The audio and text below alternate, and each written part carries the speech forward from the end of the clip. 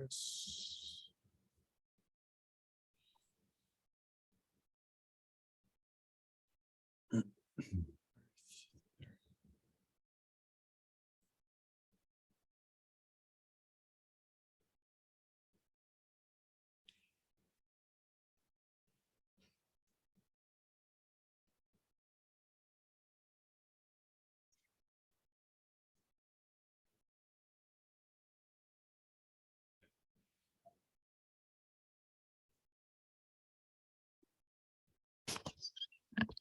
Oh, I guess we should also raise a question. Oh. Well, Ted and Rajiv, are you comfortable with this being recorded and then posted for members to view? Sure. Oh, yes, Yeah. sure. No Sure. problem.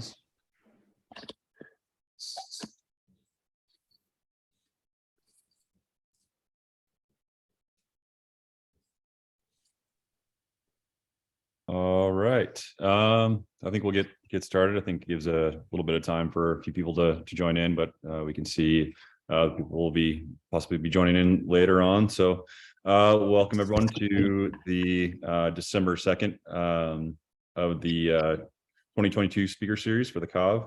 I'm John Kudelka, and today we have three individuals with us to discuss some questions where we debate head-mounted displays and CAAV automatic virtual environments. So we have Ted Hall from University of Michigan, Rajiv Kotka from Idaho National Laboratory, and Frank Plosner from Villanova University. So since I think it'd be best if I have each of you take a couple minutes to describe your background, help give the audience a little bit of where your perspective might be coming from in the questions that are going to be asked in the later part of this. So let's go in reverse order, and we'll in terms of alphabetic, and we'll start with Frank. And here I was hoping, normally K, I'm usually somewhere in the middle, and boy, okay. Thank you, John. My name, Frank Plosner, and I've been a professor at Villanova for the last 25 years, celebrating that silver anniversary. And I started off as an artificial intelligence fellow, and then migrated into robotics. Had a strong interest in robotics and education, so I was working with Lego Mindstorms with my students, and got some funding to develop software packages and modules for that platform for use in college environments. From there, I started getting interested in simulation because my students were complaining that their robots, these are computer science majors, their robots were falling over.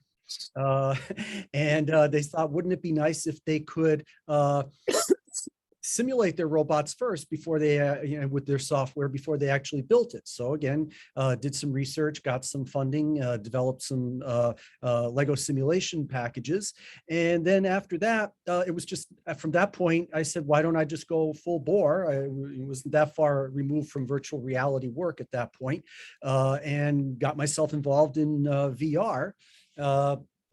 We ended up getting a grant from the National Science Foundation to build a CAAV because I was interested in, it was an MRI, Major Research Instrumentation Vehicle.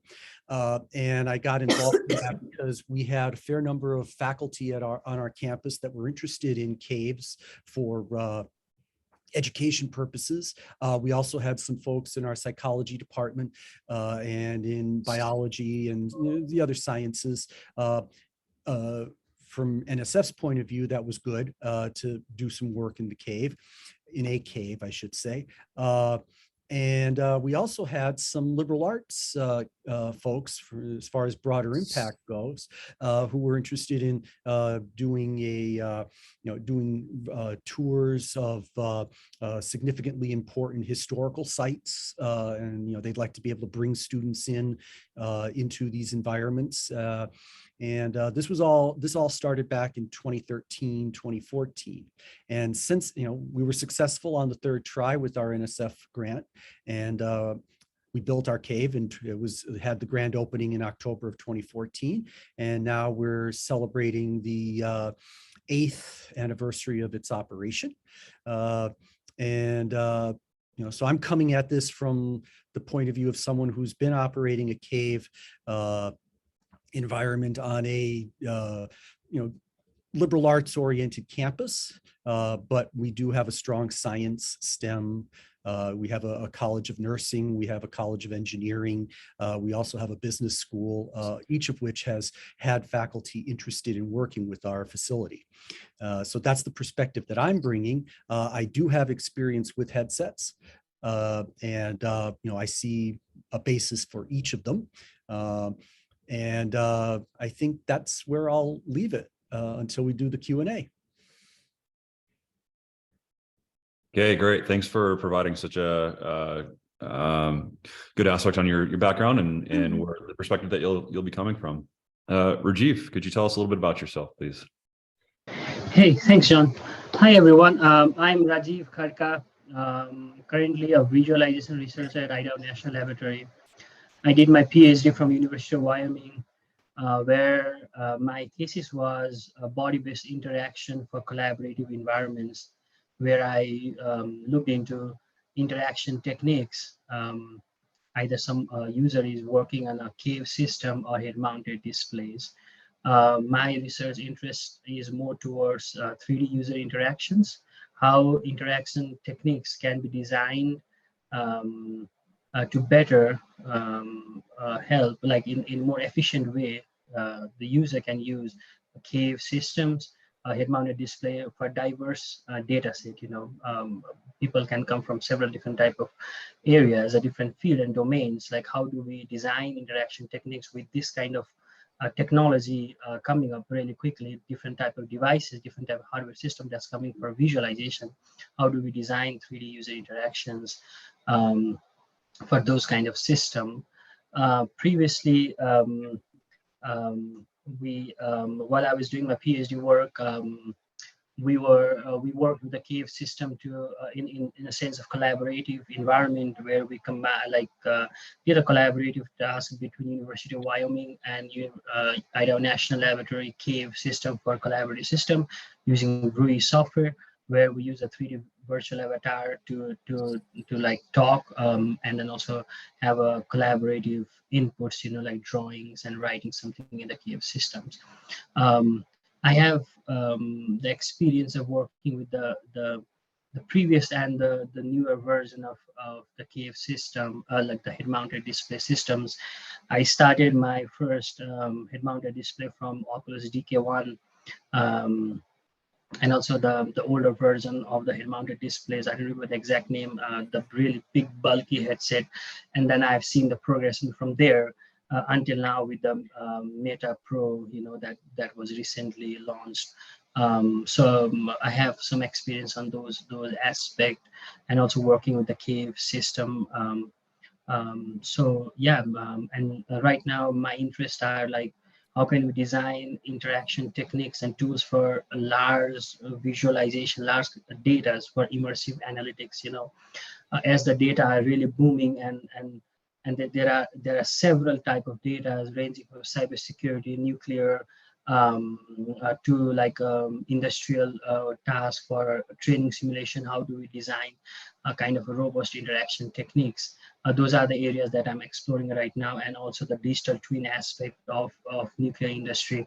How can we integrate a wide range of data that are in nuclear industry, bring it to CAAV system and head-mounted display systems, and design interaction techniques there. We are also exploring the avenue of using augmented reality headset, like Microsoft HoloLens, and also using the pass-through technique of this Vive Pro, Oculus Quest. How can we leverage those kind of technical advantage of those hardware system for this kind of data visualization? So yeah, this is where I come from, and hopefully we can discuss more about this kind of devices and the techniques later in the talk. You are muted, John. Perfect. Thank you. Thanks, Rajiv. Appreciate you providing that perspective. We'll look forward to hearing your inputs, especially regarding to your long history with headsets, and as well as your interaction kind of expertise and experience there. Ted, could you please take a few minutes to introduce yourself and your background? Sure. I had my first programming course as a high school junior in 1973-74, a Fortran class that was taught at the local community college. But I'd already made up my mind for architecture. So college came and I entered the pre-architecture program and then the professional architecture program here at Michigan. In those days, 1978, 1979, the architecture school here had a requirement for 1 semester of Fortran programming, which I think was somewhat unusual at the time. Architecture schools were starting to get into, computer applications, but AutoCAD didn't exist yet. It was pretty much roll your own. And so 5 years after having done it originally, I took Fortran again and of course picked it up pretty quickly and learned more in 1 semester of college than I'd learned in a year in high school. And for my final project in that class, I wrote my very first computer graphic program, which is pen plotter output for shear, bending moment, and deflection of a simply supported beam with a uniform load and up to 10-point loads. That's pretty fun. And then as a master's student in architecture, I took a class in advanced lighting design, and I and 2 classmates wrote a program to do graphic output from a lighting analysis. It was a batch style running on the mainframe, and it would sort of print contours of luminance values on a line printer, just printing digits. But we were able to get it a scratch file that it dumped out and get it the actual gridded numbers and generate contours and do crosshatch shading on a pen plotter. I used to do these pen plots that took like an hour. I think I went through a lot of pens in the computing center with doing all this crosshatching and these luminance values, but I thought they looked pretty good. And doing perspectives and all this stuff.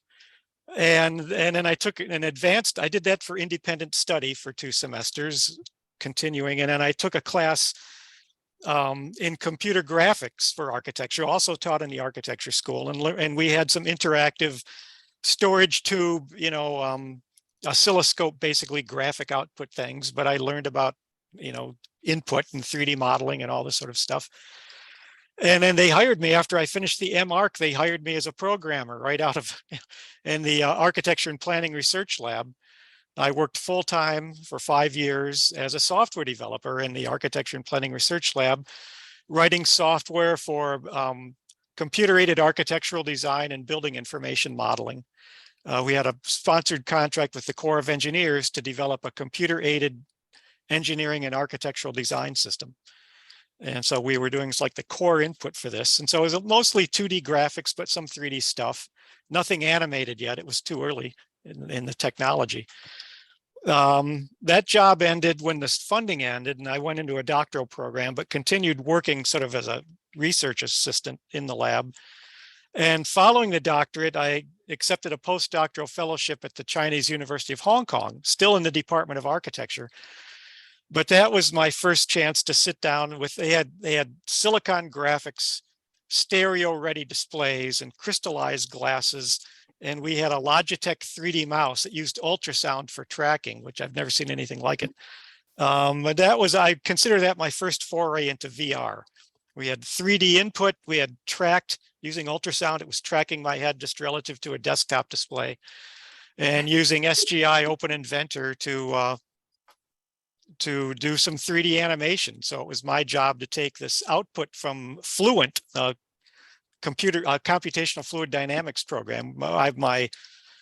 My supervisor was very interested in CFD analysis at the building and urban scale, Hong Kong with all these high-rise buildings and, are people getting enough ventilation? So he was very interested in computational fluid dynamics and visualizing those results. And so I did animations for that stuff using Open Inventor. And I reluctantly agreed to go to Hong Kong for 1 year and end up staying for 13. That was, but that job also ended because funding ended. And I ended up back here at the University of Michigan since 2009. I was hired to work on the software that runs the CAAV here. So this building I'm in, the Duderstadt Center, is an interdisciplinary facility. It really tries to serve especially the so-called North Campus colleges, which are art and design, architecture and urban planning, music, theater, and dance, engineering, and School of Information. So they mostly focus on those, but it's supposed to be interdisciplinary. And so we have students coming from all disciplines coming in to use our stuff. The building opened, this is before my time because I came in 2009, but the building opened in 96 and there's been a CAAV here since 97. And I started working on it in 2009 and have, originally that was like my job to develop the software that was aimed at the CAAV. But we also had a sort of a cinematic style stereo wall with dual polarized projectors. And I took the code and made it work on that. And then we got our first, I saw an Oculus demonstration in the, in the development kit days. And I sort of campaigned that we should get a few of these. So beginning with the development kit 1, we've had Oculus Rifts. I and my colleague, we got the software to support the Oculus Rift since the DK1, DK2. Now we're using Rift S's. We've got some Quests around, although we haven't ported our code to standalone Quest yet. It's on our to-do list to get it running on Android. But it does run on the HoloLens now. We're now on version 5 of our software, and it's running on the HoloLens using universal, so-called universal Windows platform, which is their, scaled down thing that works on that HoloLens. So it's running on Rift S's tethered to PCs. It's running on HoloLenses and it's running on the CAAV. And so we support all of these. It supports anaglyph stereo, supports polarized stereo, supports 3D TV. So we've got lots of different 3D displays, and I've probably said enough. So I've got a lot of experience with CAAVs and with head mount displays, I think. Okay, awesome. Thank you so much for that perspective. Yeah, I love the history and the experience that everybody has here, and the diversity and the expertise. So for the audience, what we're going to do is I'm going to start out with a question, and I've got a few other questions, but I'd love to have questions from the audience. So if you do have a question, please type it in the chat, and I'll review it. And if it fits within the discussion, I'll add that as well. Frank, do you have something to say? Oh, that was you changed me off the center. That's what happened. Okay, great. So I had a different question, but as you guys were talking, it made me realize, the depth of experience that you all bring to this discussion here. And so I think the question that I'd like to lead off on is actually two of them. It's two-part. One is, what's the greatest advancement you've seen in your career, whether it's software or hardware, and then what is the greatest limitation that still exists? I would say the greatest advancement has been the speed of graphics. I mean, in my career, going from pen plotter output that you would queue up and pick up a few hours later. And I remember the very first time I saw a cube rotating in real time on a bitmap display, it was like, oh my gosh, it moves, and now we've got these super powerful, graphics processing units, and just the quality of games, and, the billion triangles that Unreal can do, and textured and lit and real-time shadows and stuff. I mean, the progress in real-time graphics it's unbelievable. Science fiction. The biggest drawback, I think, is still a big thing that's missing is haptic feedback, feeling something when you touch it. And I mean, I wrote a book chapter on VR as a surrogate sensory environment. And, we can talk about smell and taste and all this stuff, but I think the better physics, with gloves, and I do have a little bit of experience with a cyber glove in my previous job. We had one glove that gave some sort of tactile feedback. I'm not up on the latest technology on that. I know that's also advancing. There's these full body suits now that, pneumatic pressure and things. I haven't had a chance to try one on yet. But I think that haptic feedback will give, more presence, in a virtual environment. And there are still some lag issues. I mean, people still have issues with simulator sickness because you turn your head and it's fast, but it's not, there's still those few milliseconds that some people are really sensitive to. And so, continuing to beat on that. Okay, great. Thanks for those two. Frank or Rajiv, what do you guys think?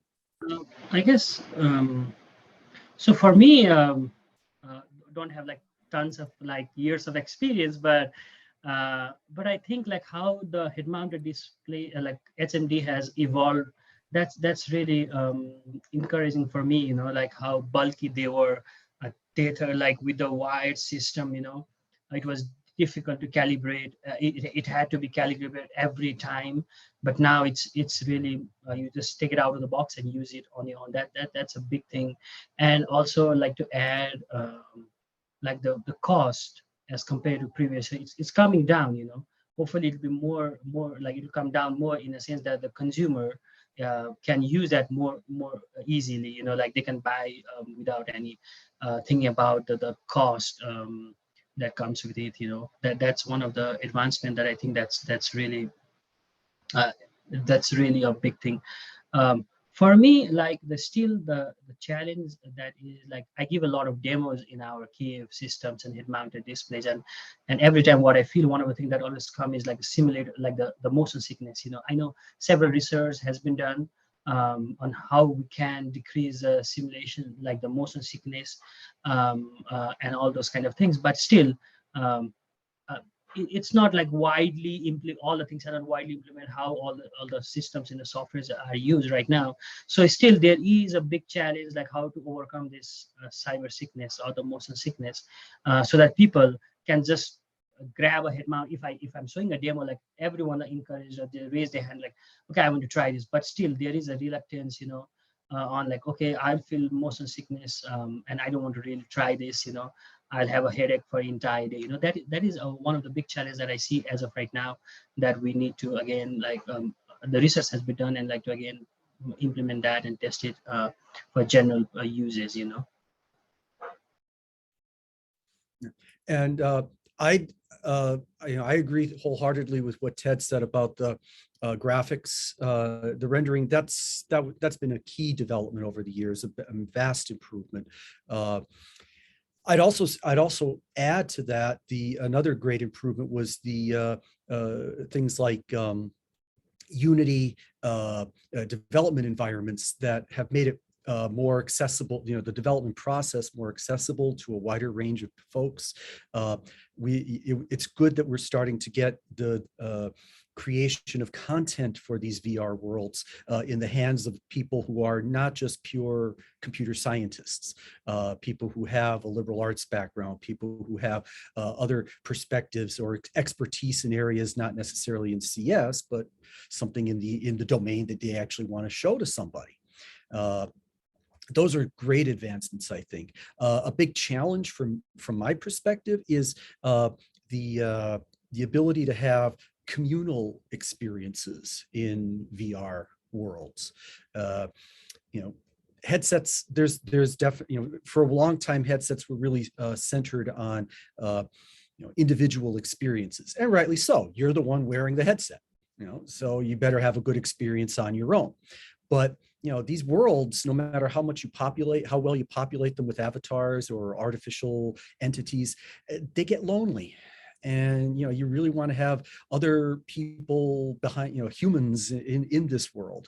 CAAVs gave us that ability earlier. You could just look at one another. I could tap somebody on the shoulder without frightening them. You know, when you're wearing a headset, that can be rather creepy. But you know, even with CAAVs, it's still not the perfect communal experience. There are advances that I'd love to see in that domain as well. You know, in CAAVs, pretty much everyone's got a single perspective. The lead viewer. You know, there are some developments going on now where you can have projectors or display screens that are going at 180 frames per second, and you're getting enough bandwidth for maybe 3 different perspectives. But even there, I'd love to be able to see if I've got 3 leaders, if somebody's near a leader, their headset is queuing off of that leader. You know, we don't have that kind of interaction yet, that kind of real-time dynamic behavior in CAAV technology, but I'd love to see that improve as well. Yeah, so that's where I'll leave it at that. Yeah, great. Wow, wonderful perspectives, and I love that there was overlap between pretty much all of you in your ideas and where the limitations are. in terms of the fields, where do you see this capability or these capabilities, whether it's CAAV or head mounted, where do you see the biggest progress being made, and in what field, and then with which technology do you feel would be most important to you? Does that make sense? No, I got a little bit of no.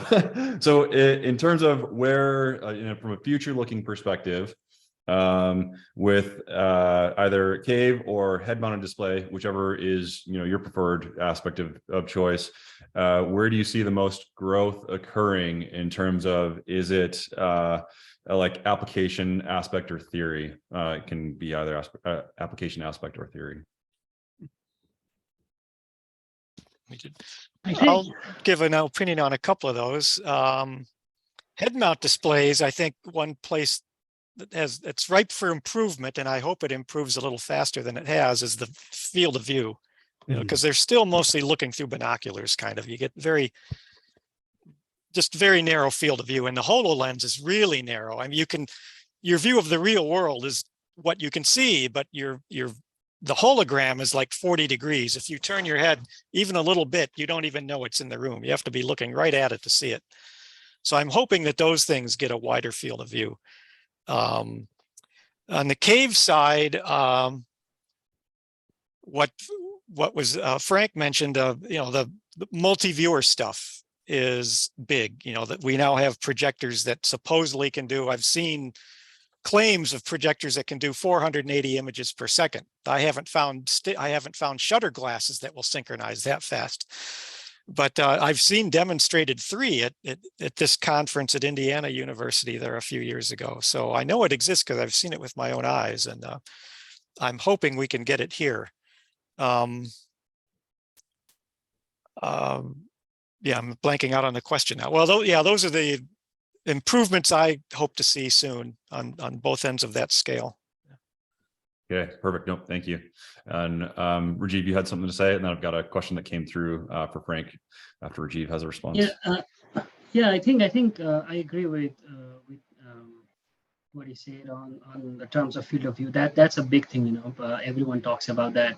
And recently, Vario head-mounted display that came is saying like they have like 120-degree view, 120 degree field of view, if I'm not wrong.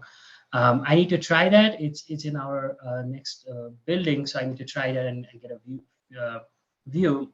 But one thing I'd like to bring up here is I've seen a research and a video like what they were doing is they were combining the power of the pass-through of head-mounted display with the VR world, So depending upon the need and the VR environment, they were combining pass-through view with the virtual environment at the same time, So that might help in terms of field of view, like for the users, might be not, but at least a progression toward that in a different way, I guess that might be. But yes, I think multi-view, I had an experience on, I guess it was CAAV in LA, I guess when I went there, I had 2 people seeing them using multiple tracked glasses at the same time. And the view was really good, So hopefully we can bring that into our CAAV and try that on our own. But I see, yes, field of view is a big thing for us while going forward. And John, I wanted to talk, I just wanted to clean up here on that question.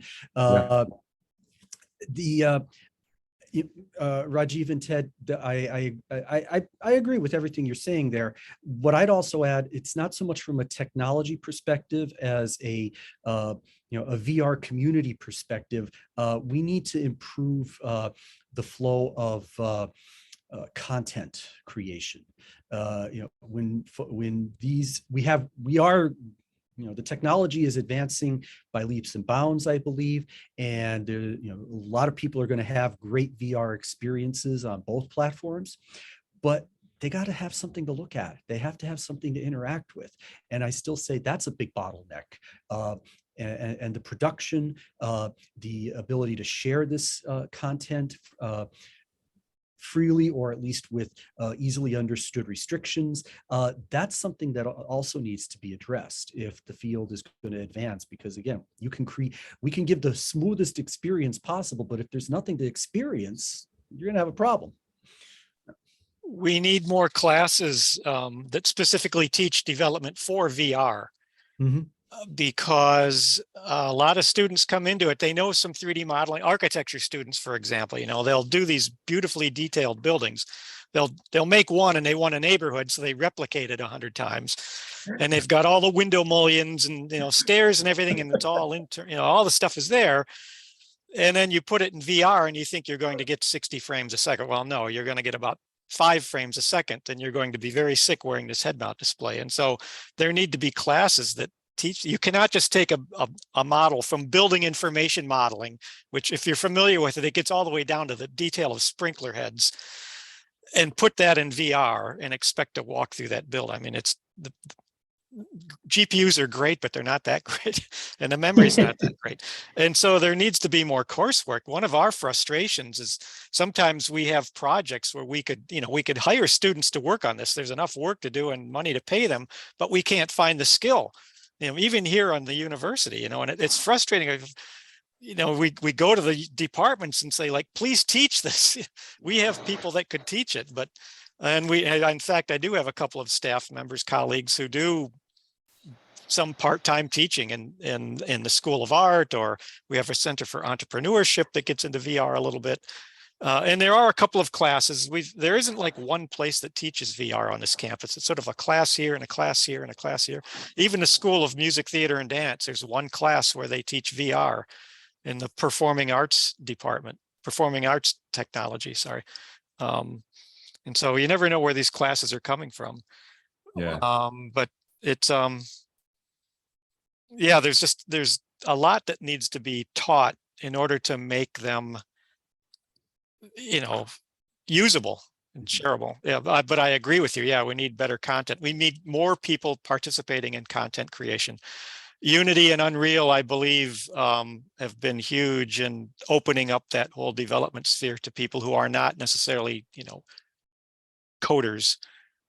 So let me ask a question that actually just came in. I know there've been a couple others, but this one just came in and it's pertinent to the topic. And there's mentioned was this is a great point about teaching, and I'm curious to learn how intro and advanced VR is taught, both in Frank and Ted's institutions. Well, I'll start in on that.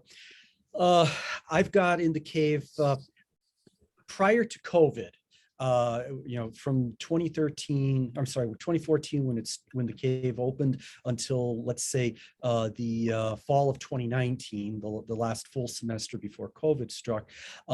I got myself up from the brave one course that the students and that one of the faculty members took their students into the CAAV for.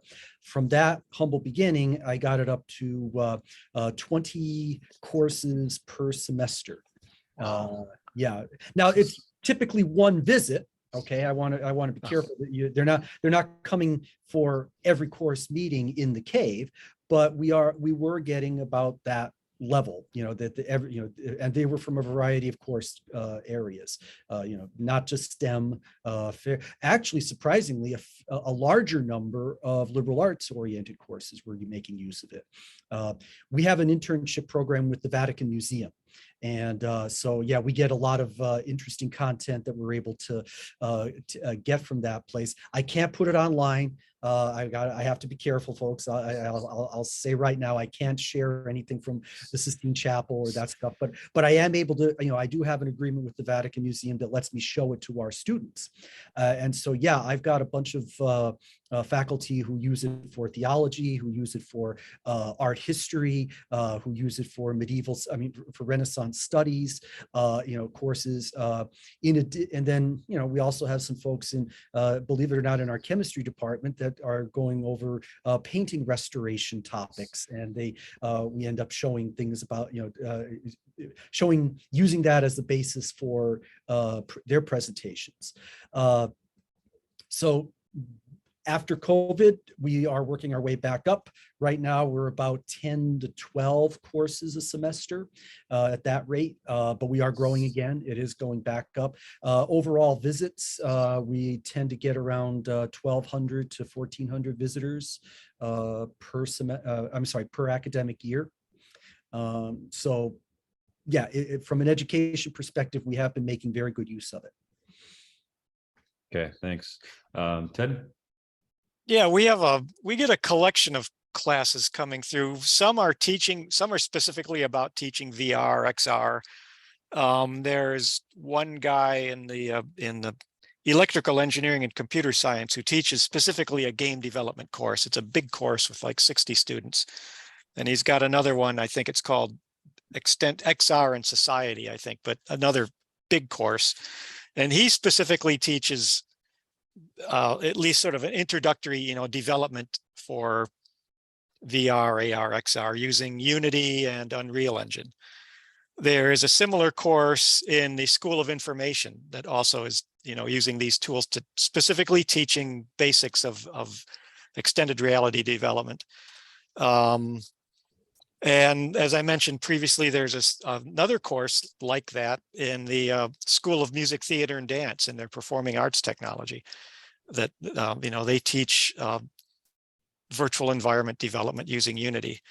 We've got other classes that use it for things. We had a big session, and just outside my door here, by the way, is a lab with 18 Oculus Rifts. And this morning we had a class from the Department of Film, Television, and Media using an app that a few of my colleagues developed in Unity that allows them to take a scene from the movie Citizen Kane and refilm it. And so the development work was done by our team here. We did motion capture on an actual actor, and we had 3D artists recreating the room. And so now we've got this fully three-dimensional virtual reconstruction of a scene from the movie Citizen Kane. And the film students can go in there with a virtual camera and choose their shots.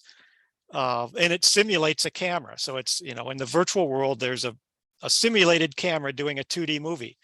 And they can go in there and move the camera around and they can adjust the focal length and the depth of, what am I trying to say? They can adjust the field of view and the depth of focus and the lighting and the camera angles and all this stuff. And then they capture a 2D movie.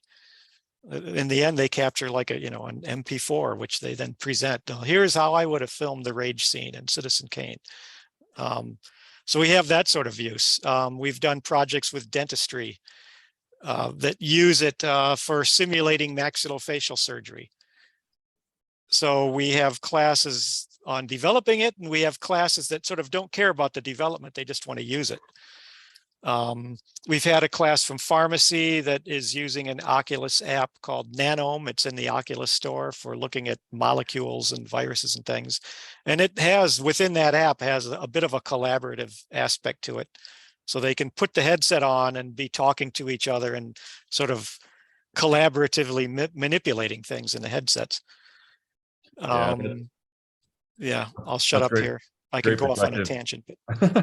No, there's lots of thoughts and lots of information on this. And I just wanted to kind of include Rajiv in the conversation just as a part of it. Rajiv, understand that you're at Idaho National Laboratory. What would be some of the big gaps in terms of when you look at hiring? What would be some of the gaps in terms of experience or education, whether it's applied or whether it's specific? What would you have maybe a couple points on what would be most important for you in terms of industry? So coming from a government lab, not a research, it's a research institution, but coming from that background, I've seen that one of the challenges, like the applicants or the user who have applied, it would be a lack of experience with multiple different type of display systems. Many of them will not have access to CAAV. So CAAV is like a really big budget, and only like handful or number of institutions have access to the CAAV system. Though they will have access to, like, most usually it's like the Quest. They have experience, and like Vive in some cases, that is one of the things that always comes into play. And also the content,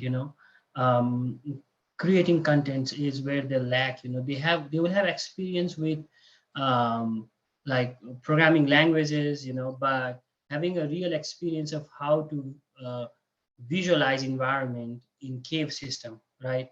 In head-mounted display systems, how the interaction techniques really work, maybe understanding of OpenGL, like the base, the graphics, how it really works, are one of the challenges that we always see when we see applicants in our job openings and the positions. Okay, great. Thanks for that. I'm going to change tack a little bit. There's been a couple questions about costs, and I'd like to address that. So the question is how much is it to start up a CAAV lab versus an XR lab for university? Has this cost changed over time? We've just been through the process of finally, after years, our projectors are 16 years old, and I've been beating the drum for years that we need new projectors. They're going to fail. They are failing. And a year ago, last November, it got serious about me finally getting the go-ahead to get technical specs, document all this stuff, and talk to vendors and get prices. And it's expensive. Although what we're paying is about what they paid, as I understand it, the last time they got projectors. And so, you could say in real dollars, it's maybe gone down. The capabilities, you get more for the same money, I would say. But yeah, we're spending, I mean, if you were to do everything, the projectors and the screens and the structure and the tracking system and the real estate to put it in and all this stuff, I mean, you're close to $1 million probably. I'm not going to add it all up or anything, but it's a lot of money. And so people look at that and they say, wow, for the price of this, we could buy hundreds of Oculus Rifts or whatever. And that's, yeah, but there's always a but. It's not just a matter of buying a bunch of Rifts. Again, you need real estate to put them in. If it's a Rift, you need PCs to drive them. You need furniture to put them on. You need a building to put them in. And so it's not quite, the trade-off isn't quite as simple as it looks at first. I'm going to go off on a tangent a little bit here. For a while, we were under the library administration, and that sort of came and went. But being as part of the library, I got involved in some other discussions that I hadn't been in before. Like, what is the value proposition of a brick and mortar university, right? Because there's so many universities now that can teach online, and students, you can pay $400 for an Oculus Quest and sit at home and do stuff. Why come to the university? And well, you come to the university for a CAAV, right? If you want access to a CAAV, you're not going to build that in your basement.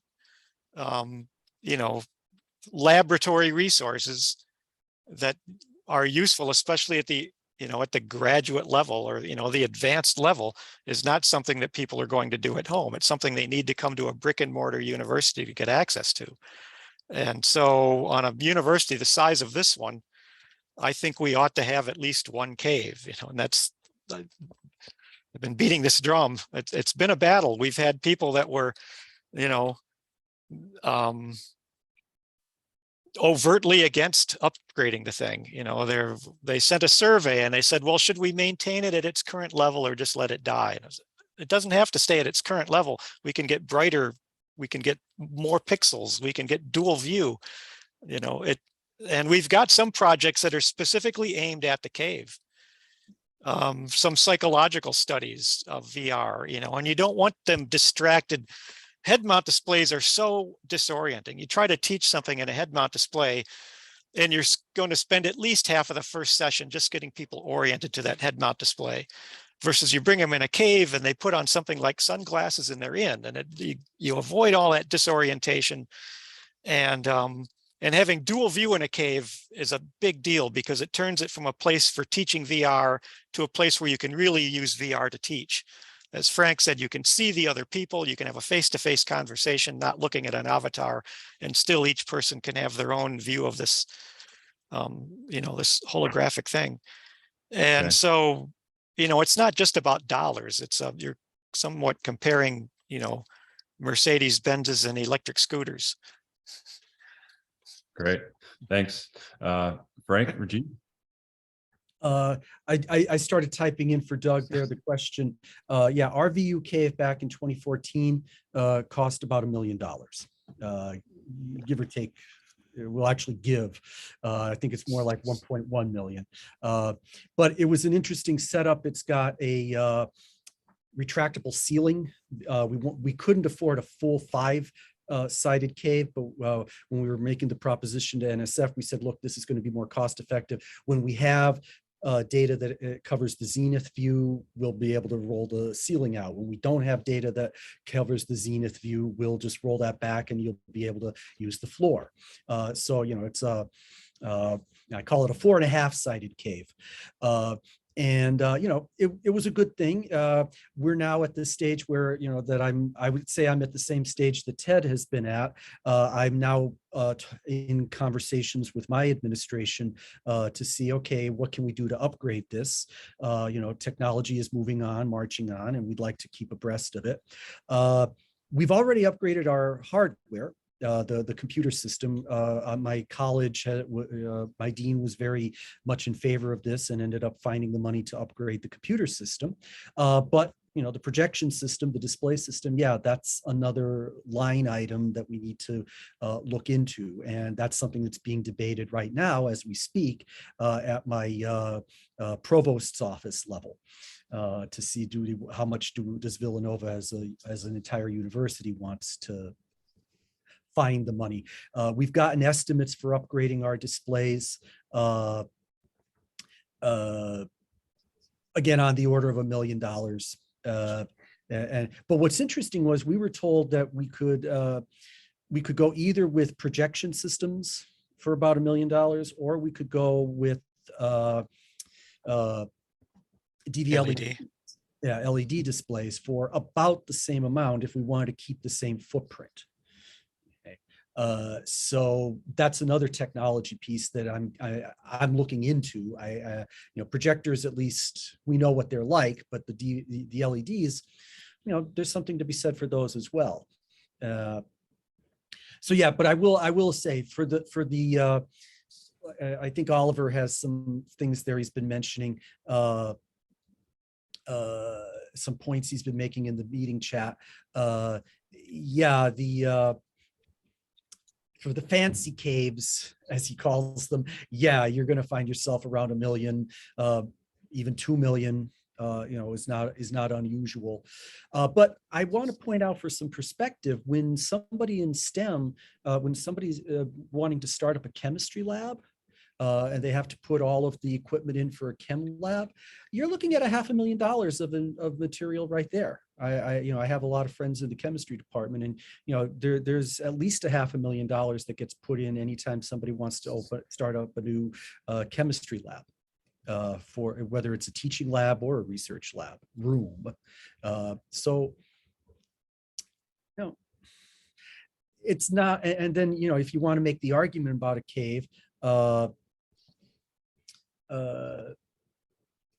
cave can be presented as a facility for multiple classrooms. You know, you can achieve multiple classrooms with a single cave.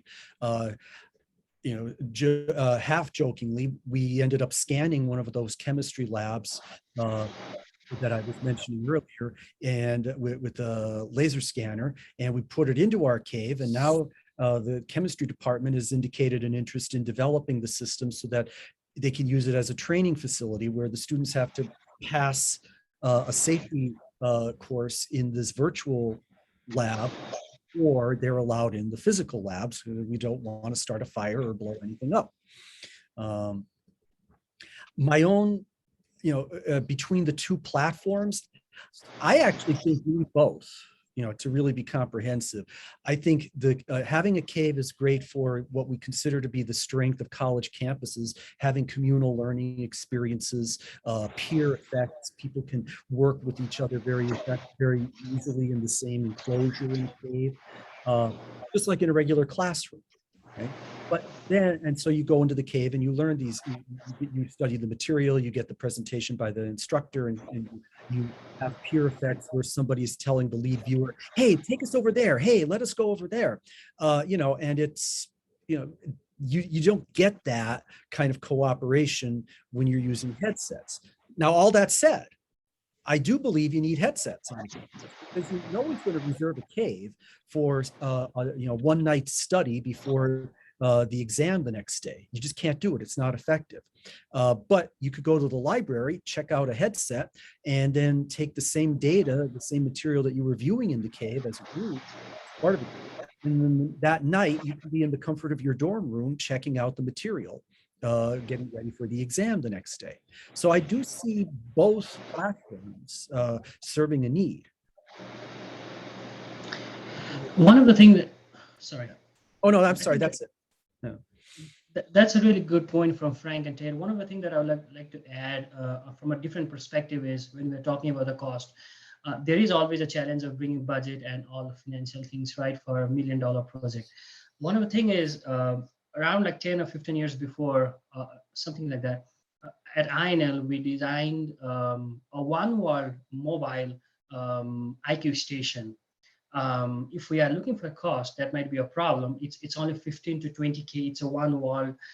It tracks your body, your head position, and it's a 3D. So it just uses a 3D projector, projector screen, and you have a tracking system, D-track or whatever you can use, and that's it. So for example, if there is a need for a researcher or interested people where they want to show the use of VR, how this can be used and beneficial, like showing all the advantages of VR, and so that they can propose the CAAV system, like they want to have $1 million project. So that might be another start, just a thought, where 15K or 20K might get you started to have those kind of system in your industry or institution, and where you can show like how this can be used for the students or the researchers. Okay, thank you all for some great perspective. It's been very exciting to see. Definitely the cost item is a pretty hot topic, and there's reflected in the chat here as well. Go ahead. Yeah, I want to toss another point out there for the folks who might be, I saw a point there that Oliver made in the chat about, it's a lot, there are benefits to CAAVs over headsets and vice versa. In fact, I tell folks, saying, gee, should we have a CAAV or should we have a headset environment on campus, making it an exclusive or, I say, well, gee, how would you respond to someone saying, should we have laptops or smartphones only on campus? They each fulfill a role. Would you really want to exclude one over the other? That said, when folks are trying to argue, does a CAAV bring you anything? Does it really buy you anything over a fleet of headsets? I'm seeing studies being done, there's not a lot, but there are some psychology studies, some behavioral studies being performed to evaluate what are people's psychophysical responses in CAAVs versus headsets. And there are some studies that are saying no difference. And therefore people are taking that as indicating, oh, well, then let's go with the cheaper platform. But the problem is, in a lot of those studies, the tasks that they're testing people on, they're 90-second tasks or 5-minute tasks. Sure, I can wear a headset for 5 minutes and not, if I have to, I can put up with a headset for 5 minutes. But take somebody into a headset environment for a 75-minute class period. I think you're going to see a lot of differences there. So from an education use standpoint, I would argue, CAAVs are still, better, with the understanding that I'm not the guy that's going to tell you, I won't get up in front of anybody with a straight face and say, you must only have a CAAV on your campus. No, I really believe both platforms have good uses. Yeah, and it looks like there's a solid agreement in the chat there with that. I think you've hit the point right on. So we're starting to get down to the last 5 minutes, and I kind of wanted to have a nice wrap up here. So great points been brought up and expressed here, and I really appreciate it. It really helps paint a picture. And I think one of my favorite talking points was on the community aspect. So community seems to be one of the greater needs, and it's also from the perspective of software, the ability to develop capabilities where it can be shared between both headset or cave environment or any other type of viewing environment that comes up in the future. And so community is a great place to do that. And it's also really cool to see all the different application spaces. So from education, I mean, what you guys painted in the content of the types of classes that are being taught, you know, it's not just a specific VR, AR class that's being taught at the institutions, it's being taught in an applied manner, which is really quite interesting. And I loved the aspect of, you know, motion sickness has kind of just come through as an issue coming that's carried on since the inception of these technologies. So it seems to be that's also going to be part of the debate in terms of which hardware system is better in terms of the environment, things like that. So with these last 4 minutes, I'd like to invite any closing comments from our speakers. We'll start with Frank. Oh, okay. Or I can move to I was kind of hoping to back clean up here, but that's okay. The only thing I want to say, you know, because I enjoyed this conversation. I was hoping when we came up with this topic for the speaker series that it wouldn't be you know, an us versus them, you know, everyone going into their own little camps. But it turns out, no, we generated a lot more light than heat. And I'm grateful to my colleagues on the panel for that and the questions as well. I do want to toss one idea out for everyone, since everyone here is a member of the CAAV. We have been pursuing, again, COVID kind of put a damper on some of this, but we have been pursuing this effort to create a database, a resource where people can post content and other materials that might be of interest to be shared amongst all the members.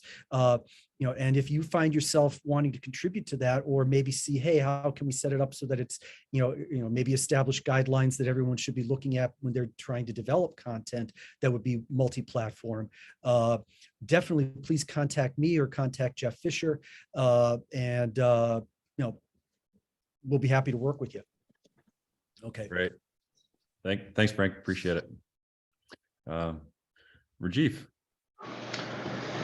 So thank you. It has been a great experience, learning wise, and also learning about the different aspect of CAAV and HMD. So one of the things that I like to put before I like towards the end of this talk is interaction techniques, where I come from. So as we know, in HMDs, we can use gestures, you know, haptic gloves and all those kind of things, finger tracking, pressors, touch, all those kind of things. But in CAAV, we are still relying on motion tracking, buttons, and those kind of things in a joystick. So one of the things, like, we might again do some research and our efforts on, like, how can we bring this kind of novel interaction techniques like gesture, touch, and everything, and even in the CAAV. So that might be more, that might open new opportunities for the users while working in the CAAV system. Wonderful. Thank you, Rajiv. Ted, any closing comments?